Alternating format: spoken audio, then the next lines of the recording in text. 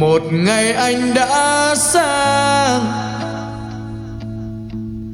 trong rừng già, một ngày anh đã sáng trong rừng sâu. Người yêu ơi, mùa đông rơi, đêm đêm trôi, ngồi hát một mình bên lửa cháy.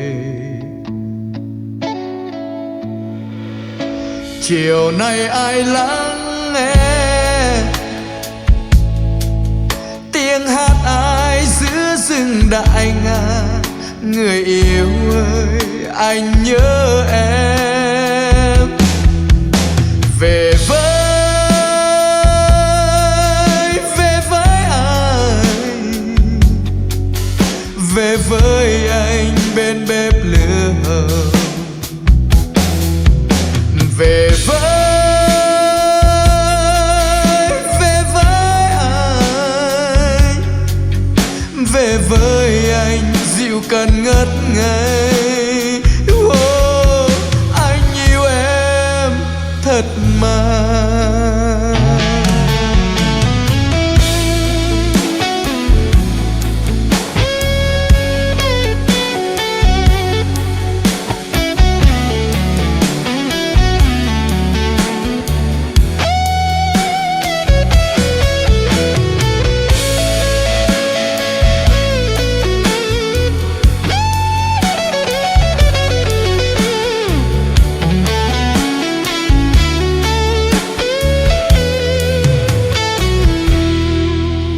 Một ngày anh đã sáng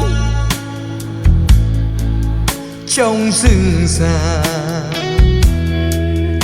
một ngày anh đã sáng trong rừng sâu.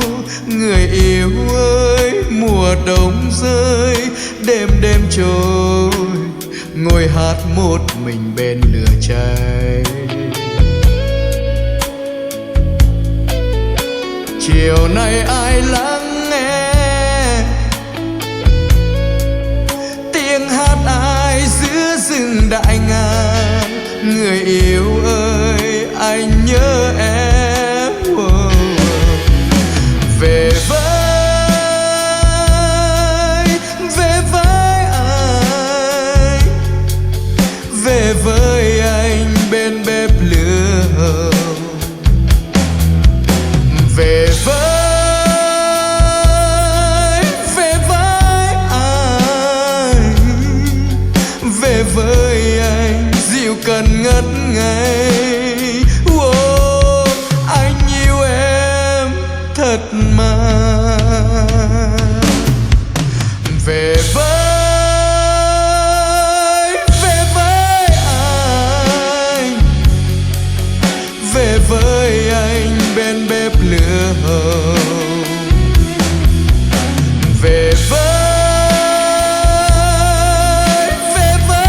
anh, về với anh dịu cần ngất ngây.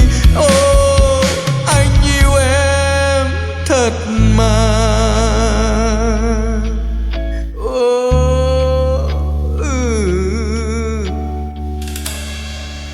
Anh yêu em thật mà.